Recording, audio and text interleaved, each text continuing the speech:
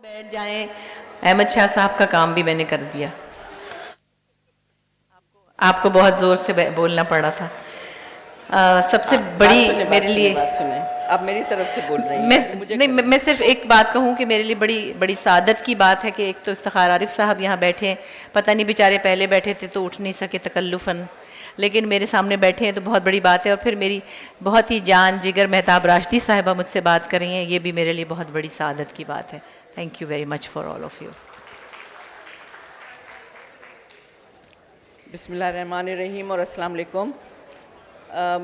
हमें आधे घंटे का वक्त दिया है जो हम 15 मिनट में ख़त्म करेंगे। जी, मेरे साथ रहते हुए होता तो नहीं ऐसे, लेकिन खैर कितनी खुश नसीबी की बात है और कितनी अच्छी बात है कि ये 5 रोज़ा उर्दू कॉन्फ्रेंस में उन तमाम लोगों से मिलना होता है जिसकी सिर्फ बातें सुनी जाती हैं, जिनके नाम सुने जाते हैं, जिनकी तहरीरें पढ़ी जाती हैं, जिनकी आवाज़ें सुनी जाती हैं, टीवी पे उनकी सूरतें नज़र आती हैं, लेकिन इस तरह से बिलमुशाफ़ा शायद मिलने के इम्कानात लोगों के लिए कम होते हैं।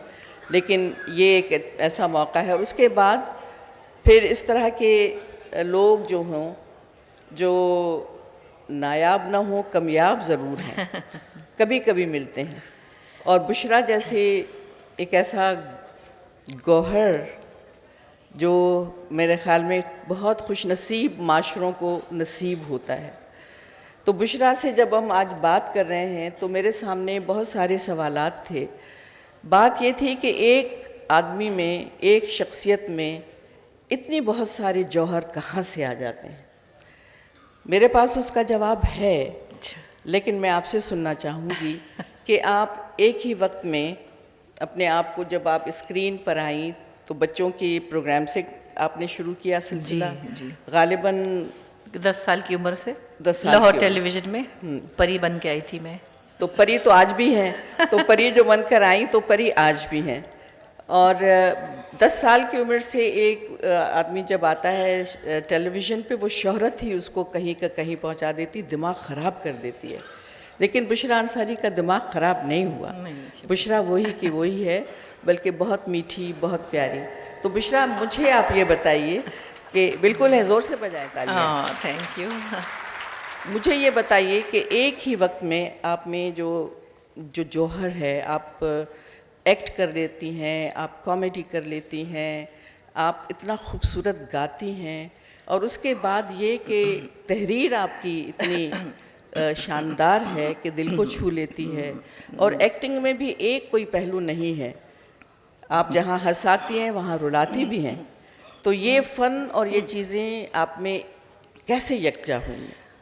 देखिए, बस ये तो मुझे लगता है जैसे कुछ नहीं आता वो हर चीज़ को ट्राई करता रहता है और कुछ ना कुछ हो जाता है कहीं। सबसे पहली बात तो ये कि हमें पता नहीं होता कि माँ बाप से हमें क्या क्या गिफ्ट मिले हैं। हम पैदा हो जाते हैं कहीं और फिर हमें अंदाज़ा नहीं होता, हमें लगता है कि हम, सबके माँ बाप ऐसे ही होते होंगे, मुझे लगता है बहुत सी चीज़ें आप इनहेरिट करते हैं और बाद में आपको रियलाइज़ होता है कि वो माहौल, वो घर बार, वो दोनों माँ बाप, उनका कंट्रीब्यूशन जेनेटिकली कितना स्ट्रॉन्ग होता है आपके ऊपर। तो जो इनहेरिटेंस में चीज़ें आई, म्यूज़िक से मोहब्बत, इश्क की हद तक वो अब्बा से मिली। अहमद बशीर साहब, आप में से बेशतर लोग जानते होंगे, बहुत दानिश्वर और बड़े अदीब थे और फिल्म भी बनाई थी उन्होंने एक। तो उनके घर में पैदा होना भी बज़ाते ख़ुद ही एक बहुत बड़ी बात है। और फिर घर में जो आने वाले थे, मिलने मिलाने वाले थे, आम रिश्तेदारों से भी ज़्यादा वो थे मुमताज़ मुफ्ती, इब्ने इंशा, हफ़ीज़ जालंधरी और बेशुमार अब्बा के दोस्त, यहाँ ताबिश दहलवी साहब भी थे। और फिर इसी किस्म के लोगों का आना जाना था, सिब्ते हसन ज़ैगम और मुन्नू भाई। और तो वो माहौल हमें ऐसा ही मिला जिसमें कि लगता था सबके घर में ऐसा होता होगा। तो उस खुशबू में, उस हवा फ़िज़ा में रहना ही मेरे ख़्याल में बड़ी सादत है। फिर घर में एक प्रोग्रेसिव अप्रोच थी ज़िंदगी की, जो कि अब्बा वैसे बड़े सख्त थे, शाम को 5 बजे के बाद निकलने नहीं देते थे कहीं। उनको ये भी था कि मैं अपनी बेटी को गाना नहीं सिखाऊंगा क्योंकि इनकी शक्लें अच्छी हैं और इनको सिंगर बना के क्या करूँगा। लेकिन वो गाने को बुरा नहीं समझते थे, वो एहतियातन उन्होंने हमको। ये मैं सवाल पूछने वाली थी जी कि वो माहौल और वो ज़माना जहाँ कोई सोच नहीं सकता कि इस तरह से लड़कियां आगे बढ़ें। जी। और आपने अभी कह दिया कि वो सख्त भी बहुत थे, बहुत सख्त 5 थे। बजे के बाद घर से नहीं निकलने वो देते अपनी थे। बीवी को उन्होंने क्लासिकल म्यूजिक घर में सिखवाया, हालांकि उनकी बीवी सिंगर नहीं बनी, पर उनको ये था कि मेरी बीवी रागदारी जानती है, और वो खुद सुनते थे, हम पांचों से सुनते थे और कहते भी थे तुसी किन्नियां चंगियां मैनू गाना अच्छा, सुना दियो। आप में और मुझ में, हम में एक तो चीज़ कॉमन हो गई, 4 बहनें 1 भाई। 4 बहनें 1 भाई, हाँ, बिल्कुल। लेकिन हमारे अब्बा भी इसी तरह से कहते कि पढ़ाना ज़रूर है, बिल्कुल। सब कुछ करना है, आगे बढ़ना है। टीवी पर भी मैं आ गई और ये भी जी। सब कुछ हुआ। तो ये किस किस्म के लोग थे उस ज़माने में? पता नहीं, अब्बा के अंदर एक तरह बहुत प्रोग्रेसिव आदमी भी थे, लेकिन एक जगह वो बहुत कंजर्वेटिव भी थे। 2 एक्सट्रीम्स थी उनकी।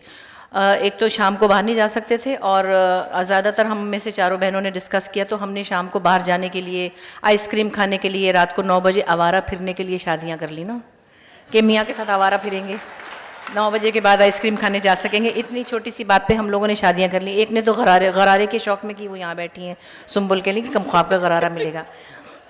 तो वो माहौल ऐसा था जिसमें मुफ्ती चचा, मुमताज़ मुफ्ती, अक्सी मुफ्ती, ये मतलब ऐसे सब लोग, म्यूज़िक हो रहा है, किताबी बातें हो रही हैं, इंशा चचा आए हुए, इब्ने इंशा साहब आए हुए, उन्होंने नाम भी मेरा लिखा तो मैं ये कह सकती हूँ कि वो जो लोग बैठ के आपके अब्बा से बात करते थे, उनकी जो बातें उस वक्त शायद आपको समझ में नहीं ना आती थी हों, समझ में, लेकिन आपने उनको अपने अंदर जज्ब किया, और वो आज कहीं ना कहीं नज़र आती हैं। मैं तो फिर भी ये क्लेम नहीं करती, क्योंकि वो बहुत बड़े लोग थे, बहुत पढ़े लिखे थे। नीलम अहमद बशीर जो मेरी बड़ी बहन है, उन्होंने काफ़ी हद तक, मेरी बहन बैठी है यहाँ नीलम, और आपने आजकल उनकी शायरी भी सुनी है जो मैं करती हूँ, वो सुनाती हूँ, तो वो चीज़ें नीलम ने सबसे ज़्यादा फॉलो की। ये भी तो बताएं, ये भी लिखती हैं? ये तो लिखती हैं, तभी तो सारा उनके दोस्तों ने क्रेडिट ताली खुद बजाई। वाले। सबसे ज़्यादा तो ये लिखती हैं, ये बहुत बड़ी अफसाना निगार है। अभी इनका नया नॉवल आया है और इंशाल्लाह आप लोग देखेंगे। आपकी दूसरी बहन गाती कितना खूबसूरत है, सुम्बुल गाती हैं, ये बैठी हैं पीछे, वो भी बैठी हुई जी, हैं। ये भी बैठी हैं। और अस्मा को भी आप देखते हैं। तो मैं कहने का मतलब ये है कि इतना एक टैलेंटेड, बासलाहियत घराना, और लड़कियां और अपनी अपनी अलग अलग शनाख्त बनाई। जब आप टेलीविज़न पे 10 बरस की उम्र में गई, तो अब्बा को पता था कि ये फिर टेलीविज़न पे ये सारे तमाशे करेगी? नहीं, एक्चुअली तो मुझे इसलिए जाने दिया कि उनके ख्याल में 10 साल की है, इसका क्या है, चलो कोई बात नहीं। जो ही ज़रा मैं कोई 7th में आई तो फटाफट दबा दिया कि नहीं, कोई नहीं जाना। बस फिर कहा कि अच्छा तुम्हारा बहुत दिल चाहता है गाने को, तो तुम चुपके चुपके रेडियो पे गा लिया करो। तो मैं उस्ताद फ़तेह अली ख़ान के पास बैठ जाती थी, जो रट्टा लगवाते थे गा देती थी। तो गाने का तो हम सबको बहुत क्रेज़ था ख़ानदान में, बहुत म्यूज़िक और अदब, ये 2 ही स्पोर्ट्स थी। क्रिकेट वगैरह का शौक़ किसी को नहीं था। दादा भी बहुत पढ़े लिखे थे, पर्शियन में और इस्लामियात में शायद उन्होंने मास्टर्स किया हुआ था, और किताबें थी, ये था। लेकिन मैं खैर कोई किताबी हवाले से मेरा कोई इतना मोतबर वो नहीं है सफ़र। हाँ, आप थोड़े बहुत ड्रामे लिख लेती हूँ, वो एक अलग बात है। बाकी जो टैलेंट्स हैं ये तकरीबन हम सब में हैं। विट हमारी फैमिली में बहुत नेचुरल है। मेरे फादर के जितने कज़न्स हैं, कोई डॉक्टर है, कोई कुछ है, कोई तबला बजा रहा है, और आप बैठे तो आपके पेट में दर्द हो जाए, इतनी नेचुरल विट है। सो ये सब चीज़ें इनहेरिटेंस में, मैं जहाँ पे शुरू हुई थी वहीं से आई, और फिर होते होते काम करते करते चीज़ें पॉलिश भी हुई। बहुत से अच्छे लोगों के साथ बैठना उठना हुआ। उन्होंने उर्दू में बात करने की, बैठने की, यूँ क्रॉस लेग करके बैठने की भी तमीज़ सिखाई। उज़्मा गिलानी साहिबा जो थी, वो एक ज़माने में, मैं उर्दू मेरी वैसे बुरी नहीं है, हम सब की, मैं कहती थी इस वक्त ये होता है, इस वक्त, तो कहती ये हर सारी चीज़ें ठीक बोल रही है, वक्त क्यों कह रही है? हाय, मैंने कहा हाँ सही बात है, पंजाबी बोलते हैं ना हम लोग, तो वक्त कह दिया बस। वो उन्होंने टोका, काजी वाजी साहब सामने बैठे, अभी फैशन हो गया है। हाँ जी, काजी वाजी साहब सामने बैठे हैं, ये कई जगहों पे टोकते थे, यूँ नहीं करते, चंदा ये नहीं कहना, चंदा ऐसे नहीं करते, ये हमेशा इस अनवर साहब बहुत जगह टोक देते थे कि क्या है, तुमने क्या कह दिया। मैंने कहा है एक दिन तो, बल्कि अब तो ये ऐसी बात नहीं रही इतनी मायूब। एक ज़माने में इलेक्शन हो रहे थे, जब रात की ट्रांसमिशन में 2-2 कंपेयर्स होते थे, रिजल्ट सुनाते थे, तो मैं नईम बुखारी साहब के साथ मेरा भी एक जोड़ा बनाया गया, कहीं पता नहीं 90s की बात है या 80s की बात है। और मैं बोंगी तो थी, मुझे क्या पता था क्या बोलना क्या नहीं। और आधी रात को हम रिज़ल्ट सुना रहे थे, उसमें बहुत सारे फैमिली प्लानिंग के इश्तिहार चल रहे थे। इत्तेफाक से उस ज़माने में बताते थे कम बच्चे खुशहाल घराना, 2 बच्चे अच्छे। मैंने कहा, लाइव जा रहा था, मैंने कहा नईम साहब मैं बड़ी हैरान हूँ, ये आधी रात को ये वाला इश्तिहार क्यों दिखा रहे हैं इतना ज़्यादा। वो बेचारे यूँ हो गए, मैं बाहर निकली तो मुझे सबने डांटा है। ज़हीर भट्टी होते थे, लूदी पट्टी तेन वकल तू की कह गई है। मैं क्या अच्छा हाँ हाय ओहो, मुझे तो पता ही नहीं चला। तो ऐसे लोगों के साथ उठने बैठने से बहुत सी चीज़ें ग्रूम हुई। अच्छा बुशरा, दिल तो यही कह रहा है कि आप ही बोलती जाएं, लेकिन बीच बीच में सवाल करना ज़रूरी है। अभी जब ये गुफ्तगू हो रही थी और सारे लोग बैठ के पीटीवी के बहुत अच्छे दिनों को याद कर रहे थे, हम वहीं की पैदावार हैं जी। और वो दिन हमसे भूलते नहीं हैं, क्योंकि एक ऐसा इदारा बना जिसने कि पूरे पाकिस्तान को ये सारे तोहफे दिए। लेकिन एक बड़ी बहुत अजीब बात है, और मैंने ये सवाल मज़हर जमील साहब से भी किया, कि सब लोग माजी को बहुत याद करते हैं और बहुत पसंद करते हैं, लेकिन हाल जिसमें और भी बहुत कुछ अच्छा है, उसमें क्या बुराई है, उसको क्यों नहीं पसंद करते? और एक आपके सिलसिले में जी। कि माजी में जितनी आपको शोहरत मिली, आपने अपने आप को उठाया, उसको आपने कहीं भी गिरने नहीं दिया, बल्कि वो शोहरत आगे चलती चली गई और आपने अपना एक मयार रखा। तो आप हाल से मुतमैन हैं या आप भी माजी में ही रहना चाहती हैं? नहीं, मैं बिल्कुल ऐसा नहीं समझती, बल्कि ऑप्टिमिस्टिक होना चाहिए। मेरी बहुत पॉजिटिव थिंकिंग है और चीज़ों में भी। ज़िंदगी में बहुत से सफ़र होते हैं, मुख्तलिफ अपनी ज़िंदगी के पर्सनल सफ़र भी होते हैं, काम के सफ़र भी होते हैं। आप बहुत सारी चीज़ों का जब एनालिसिस करते हैं तो कहते हैं इसमें से अच्छी चीज़ क्या रही। मेरी पर्सनल लाइफ में अगर कोई बुरी चीज़ें आई, ज़िंदगी में गुजरी, स्ट्रगल में गुजरी, तो मैं सोचती हूँ कि नहीं, ये 2 चीज़ें बहुत अच्छी हुई थी, उससे मुझे ये फ़ायदा हुआ था। इसी तरह मैं समझती हूँ कि ये, अभी मैंने पहले भी कहा कि अगर 150 ड्रामा बुरा बन रहा है तो 5 ड्रामे अच्छे भी बन रहे हैं। 5 क्वांटिटी ज़्यादा होने में क्वालिटी नहीं हो सकती, हर चीज़ मास्टरपीस नहीं होती। मैं अपने ही पिछले दिनों की बात बता रही हूँ। अगर पिछले 5 सालों में आप देखें, मैंने बिल्किस कौर किया, एक अच्छा ड्रामा था, फ़ायज़ा इफ्तिखार ने लिखा था, अच्छा लिखा पता था। नहीं कितनों की बारातें, डॉली की बारातें थी, उसमें से जी बारात, एनी की बारात, कितनी बारातें थी। वो मोहम्मद अहमद ने लिखा, फिर मैंने भी उसको डॉली की बारात लिखा, अगले 2 फिर वासिया ने लिखे। वो देखिए एक बहुत मज़े की चीज़ हो गई। इसके बाद मैंने उडारी किया, जो फिर उन्होंने फरहत इश्तियाक ने लिखा, एक इशू था। फिर सीता बागड़ी मैंने किया।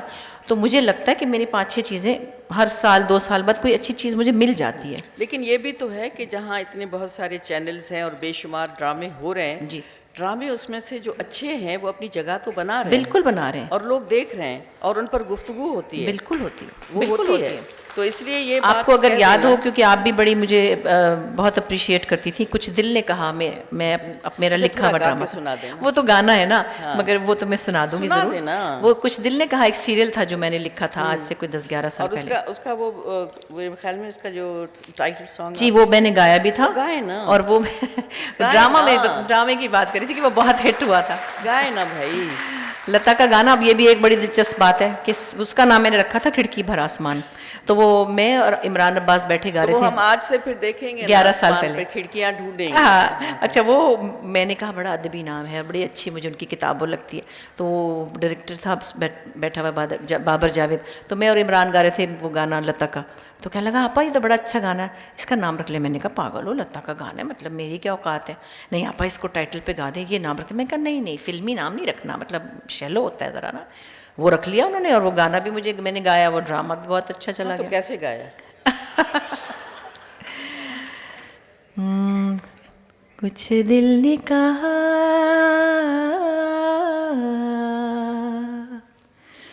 कुछ भी नहीं,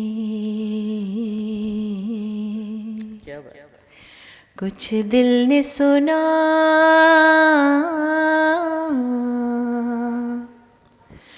कुछ भी नहीं,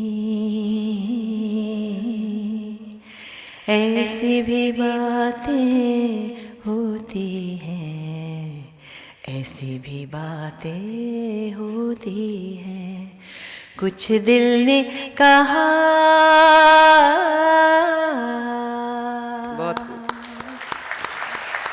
असल में जब बातें करते हैं ना तब गाना आवाज़ ट्यून नहीं होती है सही अच्छा, से। वैसे ये कि आपके वालिद साहब के पास जब आते थे मुमताज़ मुफ्ती, जी। अशफाक अहमद, शहाब साहब, शहाब साहब सब, तो आपकी वालदा खाना वाना बहुत अच्छा बनाती बहुत थी। अच्छा, उनका लेकिन किताबों में जिक्र मैं है। यहाँ बताना चाहती हूँ कि जब इनके घर हम जाते हैं तो बेशक 2-4 चीज़ें वो अपने बावर्ची से बनवा ले, लेकिन 1-2 चीज़ें ये खुद भी बहुत अच्छा बनाती हैं। खाना बनाने तो का बहुत शौक है। अच्छी होस्ट भी हैं। अच्छा, वैसे बुशरा 50-50, आंगन टेढ़ा और बेशुमार जितने बहुत सारे ड्रामे, तो पसंदीदा कोई, अगर आपसे कहा जाए कि आप क्या समझती हैं कि आपके दिल के करीब क्या है? पसंदीदगी जो है ना वो दिमागी मैच्योरिटी के साथ बदलती जाती है।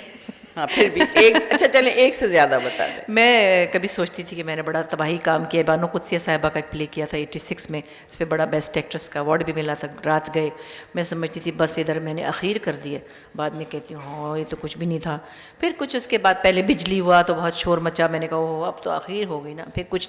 फिर लगा कि नहीं उसके बाद भी कुछ है, तो वो बदलता तो रहता है। लेकिन पिछले दिनों में जो मैंने काम किया उडारी और सीता बागड़ी, जिसमें मैं हिंदू औरत बनी थी, और वो कुछ थोड़ा सा एक्चुअली अब इम्प्रूव, अब जो अपने आप को जो ट्रांसफॉर्मेशन जो है ना, उसमें ज़्यादा लोग इंटरेस्टेड रहे नहीं हैं। अपने अपने कैरेक्टर को बनाना वो हमने पीटीवी से सीखा, वो हमने उज़्मा गिलानी साहिबा से सीखा, हमने कवी खान साहब से सीखा, हमने काजी वाजिद साहब से सीखा। हमारे साथ और बहुत से ऐसे बड़े लोग थे जो अपने आप को मिटा देते थे।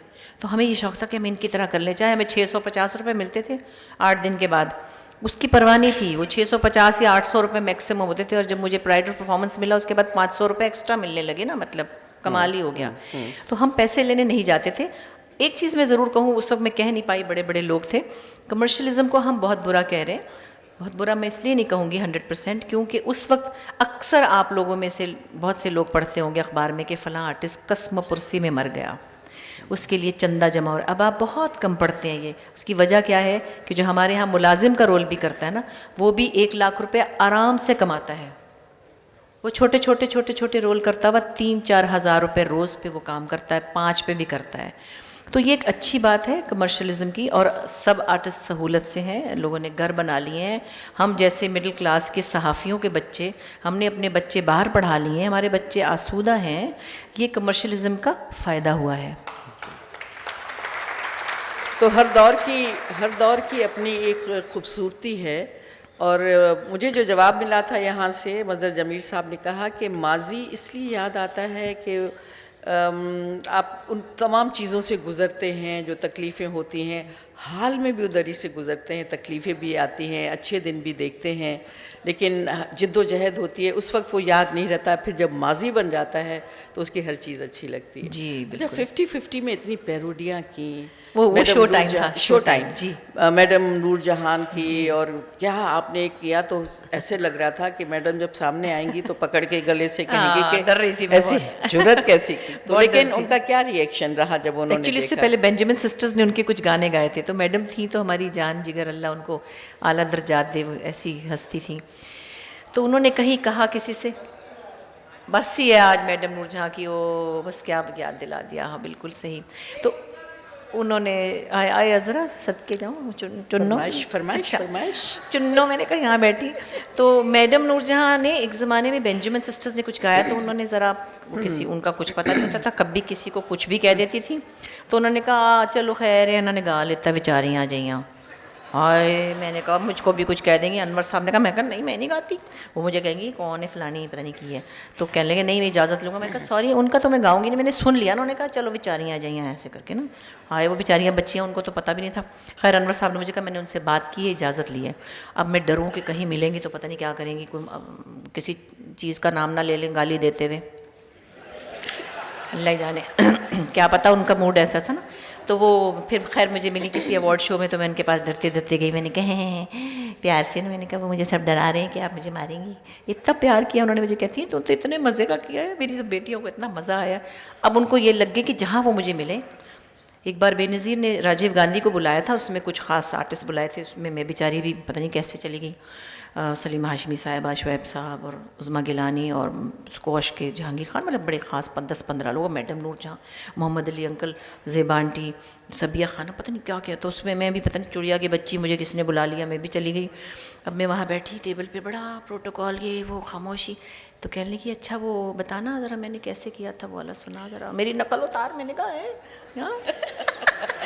क्योंकि मेरे साथ जहाज़ में जब एक जा रही थी, तो मैंने उनको कहा पता मैंने पहले आपकी कॉपी क्या की थी, ये नहीं की थी, मैंने की थी वो जो उनके ऐसे फ्रेंच कट बाल थे, 2 चोटियाँ की हुई थी, वो जो पुरानी अनारकली फिल्म थी ना, उसमें वो बैठी थी जेल में, और वो जो पुराना। तो मैंने इनको कहा कि मेरी आवाज़ छोटी है, मैं वो छोटी आवाज़ वाली उनकी नकल कर लूँगी। मैंने मतलब प्रोड्यूसर से भी कहा, अनवर साहब से भी कहा, तो वो ट्राई करती हूँ।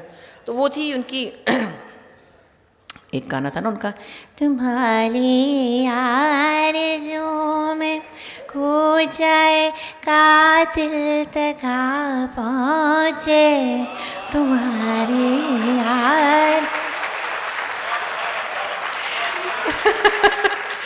तो मैंने उनसे कहा, उसमें आप ऐसे बोलती थी ना, जिले सुभानी की खिदमत में आदाब बजालाओ जान के अमान पाऊँ तो अर्ज करूँ तो मत तो दिमत तू ता तेरी पूती थी तू ता। अब क्या सुना मैं, अली अली देख ये सुन है, देखो उल्वा की कर दी। मैंने कहा मैं उधर तो नहीं, मैं कर, यहाँ पे तो बड़े लोग हैं ना। फिर कहीं बैठी हुई एक जगह और मिली, तो मैंने कहा है आपका वो गाना बड़ा प्यारा था, जावे तेनू दिल दिता अल्लाह वास्ते, कि वो इतने गाने गाती थी, कभी भूल भी जाती। कहती किस तरह करके सी? मैं क्या बोलते ना, जावे तेनू दिल दिता दे दिता अल्लाह वास्ते, जावे तेनू दिल दिता दे दिता अल्लाह वास्ते, नूण तोड़े ना खुदा दे वास्ते, जावे तेनू दिल दिता दे दिता अल्लाह वास्ते। क्या बात है।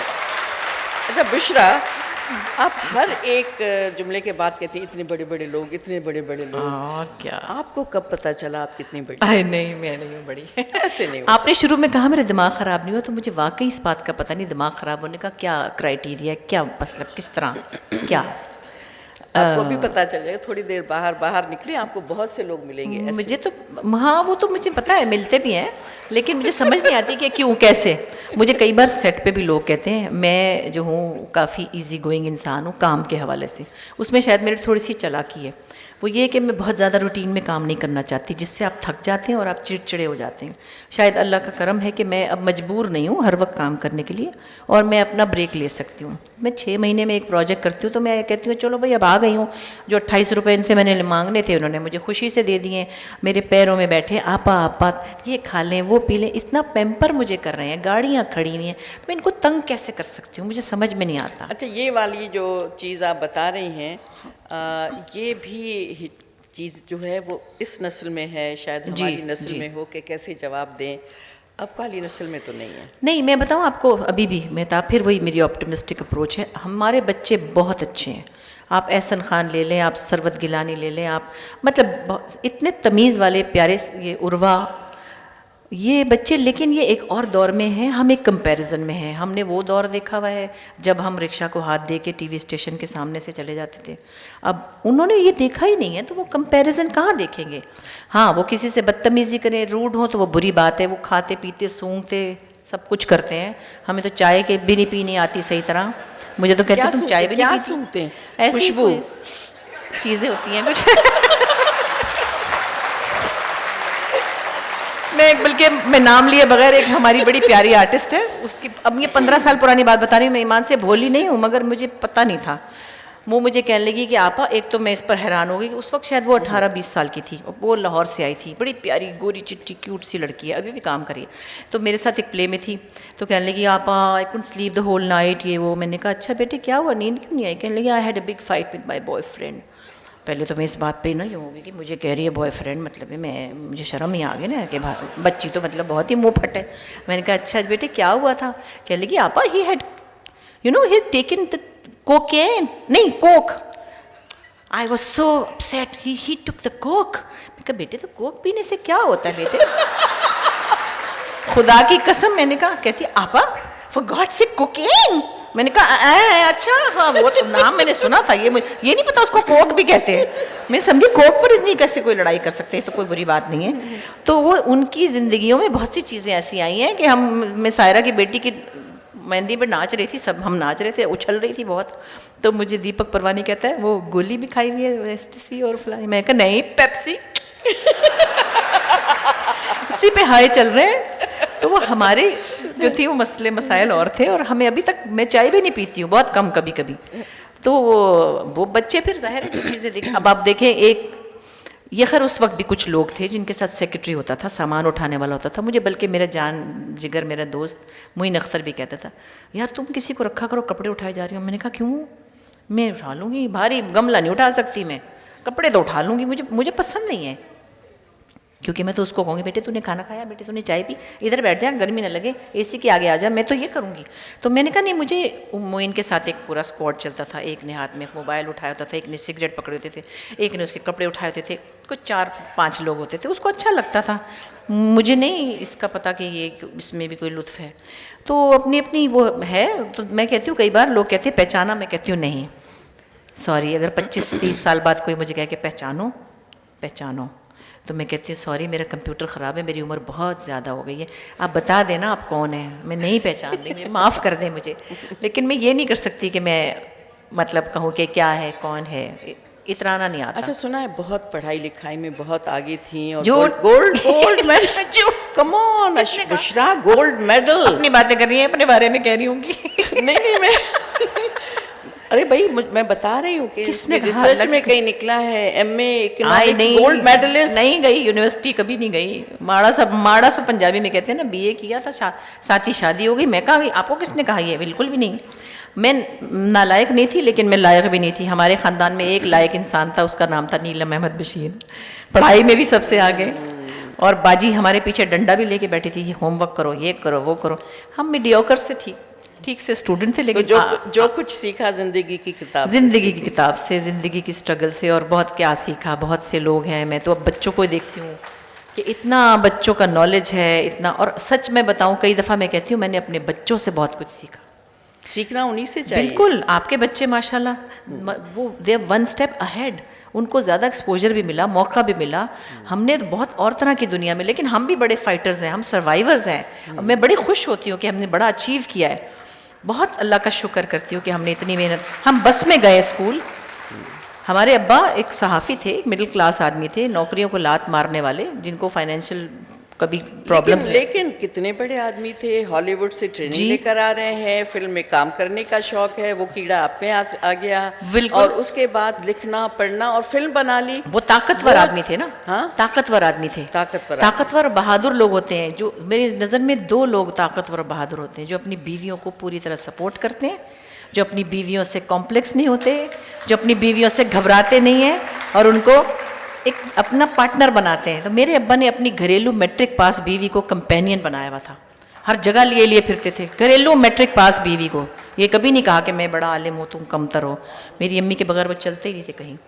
तो वो कह रहे हैं 15 मिनट हो गए, तो अब वाइंड अप करें। आधा घंटा हो गया है, 15 मिनट। बुशरा को हम सारी उम्र सुन सकते हैं। जी। तो हम सब खड़े होकर, कुछ आप इफ्तिखार भाई ना खड़े हो या शमीम भाई, बाकी हॉल खड़ा होगा। ऐसी आर्टिस्ट, अजीम शान आर्टिस्ट, वी ट्रिब्यूट बुशरा। ऊपर से लो, ठीक है। Thank you so much Bushra, thank you.